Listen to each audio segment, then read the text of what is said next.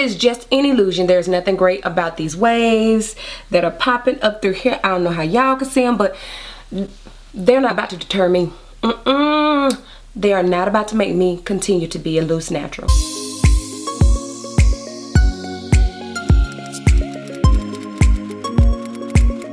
What's up, my YT homies? This is Salifia coming in at you with another video.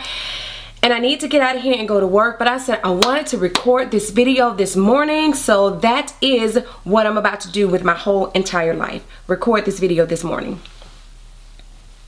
So as y'all can see, I have a puff up in this stuff. It's not like what you call that? It's not like it's a tight ponytail puff, so to speak. It's not like one of those loose big puffs. Could have did that, but I'm not about that life right now. Anyway, y'all, my mama thought I had a piece on my hair yesterday. Alright, so anyway, I'm going all over the place. So in this video, I am going to tell you about my consultation with Chandall. That is my Sisterlocks loctician's name. So in this video, I am going to tell you the pros and cons and some of what I'm feeling at this point. Today is March the 9th. And my appointment is next month, June 7th and 8th is my standing appointment when I get my hair done. Mind you, I still have a consult on the 22nd with Danielle. That is the other loctician's name, the one that I originally had the appointment with. And before I go into Chandall, let me tell you a little bit about Danielle. She is a loctician. She has a studio, and within her salon, she does makeup. She has, I think she has her cosmetic, a line that she promotes. She does locks. She does Sisterlocks. She does other hair, things to hair and stuff like that, I do believe. Anyway, she did have a booth at the World Natural Hair Show, the Talia YG World Natural Hair Show. So I did go to her booth, and when I went to her booth, she was promoting makeup, cosmetics, not cosmetology, but she was promoting cosmetics. She also had a new hairdo. She had cut her Sisterlocks off and everything. And someone that I was there talking to said that she cut her Sisterlocks off because she was tired of the maintenance or the work or whatever. So basically a Sisterlock technician cut off her locks because she was tired of her locks. And I guess everybody can get to that point, and I don't know how long she had them. But anyway, one of the things about her studio that has kind of that, you know, let me know that it may not be a good fit for me is because she is overly booked. Even when I went to change my appointment from the 25th of April, just a day before, she had nothing open until May 22nd. So with that being said, I probably would not have been able to get my locks established until well after that. Even once, like I said, I did see a friend that was there, a childhood friend that I grew up with that had locks, and Danielle is her loctician, and she told me that she has to schedule her appointments 2 at a time, 6 weeks apart, in order to be able to get in. And mind you, her hair looked really nice. Her locks look really nice, and she's had them for over a year, I believe, and they were so pretty. So I know her hair is well maintained. However, it's just yeah, I don't, you know, especially with me being a teacher and, you know, having extracurriculars that I do at work, and with my scheduling appointments, 2 appointments at a time, and I'm not sure whether or not there's a cancellation fee or anything like that, because a lot of times people have these fees because you're booking their time, and if you can't come, you know, then they want some compensation for it or what have you. So, you know, and with the Chandall, the technician that I did choose, the loctician that I did choose, she and I've had no choice but to choose her, which is one of my cons, I guess, and I'll tell you about that. Her clientele is not as large. She does work a corporate job, but she also does the Sisterlocks. So let's go ahead and get into the cons. First con that I have with her was I did not have a baseline price of how much my hair was going to cost. With Danielle, she has a as I told you all before, 4 inches of hair. If you have 4 inches of hair, your base price is $6.95, and for each inch after that there's a $75 fee. But with Chandall, when I asked her did she have a base price, she told me no, that she did not have a base price. She measures your hair in several spots, and you know, she converts and you know, adds and get the averages, and that's how she charges. Well, when she was totaling up my price, and I saw when she put down on her book, she put like 2 different amounts, which meant that there was a baseline price. What about my head made her come with that baseline price. I'm not sure. Was that baseline price established before I got there? I'm not sure. I don't know. But I do think that, and once I go to Danielle on the 22nd, then I'll be able to come back and let you all know. But I do think that she is going to end up being higher than Danielle when it comes to my establishment. However, I do know her retightenings are just roughly $5 cheaper than Danielle's retightening. So, that con is the fact that I did not know the baseline price, and I would have liked to know that, because then I could have taken it and I haven't measured my hair, but I know she did tell me my hair pretty much is 11 inches and 11.5 inches throughout my head. However, she did not measure like right here. I can tell you that, which I do know is not 11 or 11.5 inches of hair, because this part of my hair is the shortest part of my hair. The second con is I could not go to the second loctician before I scheduled my appointment with her. And the reason behind that is because, like I said, I'm sure she gets booked probably not as fast as the other loctician, because she has to schedule hers around her corporate job. But before I could even get put onto her books, I had to pay it kind of brings me into number 3, 2 and 3 together, but I had to go ahead and pay a deposit on the locks, because she does charge a non-refundable $200 deposit for the establishment that you have to pay then before you are able to be put on her books.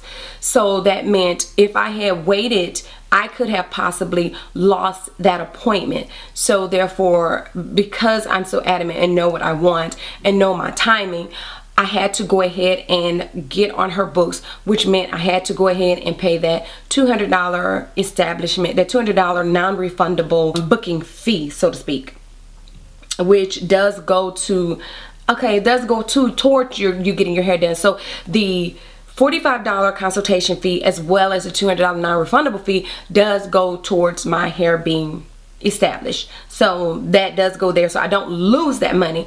However, like I said, I would have liked to be able to go to the other loctician before I was able to schedule my appointment. But I do understand, you're on someone else's time and they can't wait around for you, because they never know when you may or may not come. Which also brings me back to the part of her not giving me a baseline price. I think part of that too, with the not giving a baseline price, is because of how some people may, if you tell them an amount, they may be like, ooh, that's too much, and that deters them. So, but however, for me, I'm not going to set myself up to get something done or even look into something if I don't have the money to do it. So, just like I said, I just would have liked a baseline price. So it still goes back to number 2, and then number 3, like I said, with or is that number 1? That's number 1. But anyway, I got my numbers confused. So basically, those are the cons. I don't think I have any other cons right now.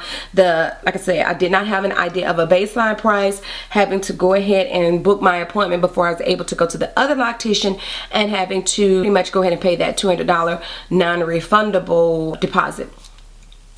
So, which also turns around and brings me to my first pro, I guess. Her $200 non-refundable deposit does give you one appointment rescheduling, not a cancellation, but a rescheduling, and it gives her an appointment rescheduling. So if she has to reschedule for any reason, then she reschedule and you don't lose your money. And if you have to reschedule for any reason, then you can reschedule and you don't lose your money, but it's only one time. So you cannot do it twice. It's only one time. All right, so I guess, was that a pro? I don't know. But anyway, so on to the pros as I have them here. My first pro is the tester locks. I really do like the way the tester locks look, and I'm going to put in a picture. I think, did I put a picture in the other video? I don't know. I'm going to put a picture here, but also I don't know if you can see them here. Let me turn around. You may be able to see them, but I have 8 tester locks in my hair, and I think they are really, really cute. Which further let me know that, yeah, this is for me. I'm really liking that. They kind of remind me of micro braids, except smaller. The second thing was, at my consultation, she was very thorough, and she kept asking, did I have any questions, wanting to make sure that I knew everything and that I was comfortable and that there was nothing, no stone left unturned, so to speak. So yeah, she was very, very thorough. Number 3, she was very clean. The reason I said she was very clean is because one of the things she did was she was in her head to kind of talk to me and let me know about different ways of, you know, not having the middle part stuck in my hair, styling my hair, the size of the lock and stuff like that. And before she got into my head, she did go to her sink and she washed her hands before she came and touched in my head. So that let me know that, you know, she practices some good sanitary conditions. So I really like that. Number 4, and I guess this probably doesn't matter to anybody, and I guess it really doesn't matter to me, but it was information that she told me. She let me know how when you become a Sisterlock, when you get certified, you have to have 3 heads that are perfectly established, and that the co-owner and founder of the Sisterlock method either checks the heads that you've done, or her staff will check the heads that you've done. And for her, she was the one that checked hers, so therefore her heads were checked by the creator of the method. So basically, you know, she has to be doing something right. So that was something that could be a very good pro for some people, but for me, as long as you do it correctly and they, you know, I guess approved it, whether the owner, the creator, or her people that she feels confident enough to check them did it, I guess that really doesn't matter, but I guess for some it may. The next thing I guess would be the fact that she is an ambassador, which an ambassador means you have to do 2, correction, is actually 10 heads. 2 perfect heads and get approved off of, or what have you. So I guess if somebody wants someone that is higher up on the chain that has done the channels to get all these different accolades that you can get, that would be a pro for them.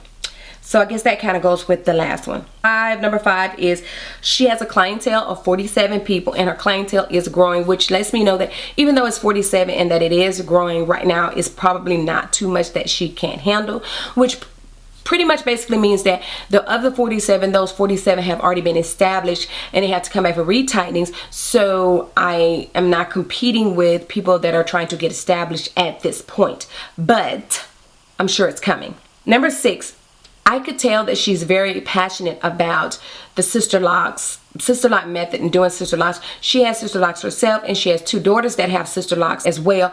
She also does go to a loctician to retighten her hair. She does not take the time to retighten her hair herself because she realizes it's best to get someone else to take care of your hair. And she's been locked for 2 years, I believe she said, and her hair has flourished beautifully from, you know, when she first got hers established. So I like that fact that, you know, she's very passionate about it, and that she does, you know, go to someone to make sure that hers are maintained. Number 7, I guess, would be that her retightening price is pretty reasonable compared to some other people. Her retightening amount is $120, and she has a new website that she just launched, and it really does look nice. And an estimated time of 4 hours for retightenings is $120. So and for one thing that she did tell me, for, you know, for at least a year, she would like for me to be steady with coming every 4 weeks to get retightened by her, to make sure that, you know, everything is going good and that I don't have any issues or problems, because she did say that when you have issues and problems that she does charge a fee to fix them, and I think the fee is $50 to fix issues and problems that you may have caused because you haven't come to try to make sure you maintaining your locks. And I guess I kind of combined 7 and 8. Number 8, I have that she has the Sisterlocks and that her children have Sisterlocks, 2 of them. Number 9, I did like the way that she didn't pull and tug on my hair too much. And I don't know how it's going to be when she goes through the rest, but I am kind of tender-headed, and she did talk about that and people being tender-headed.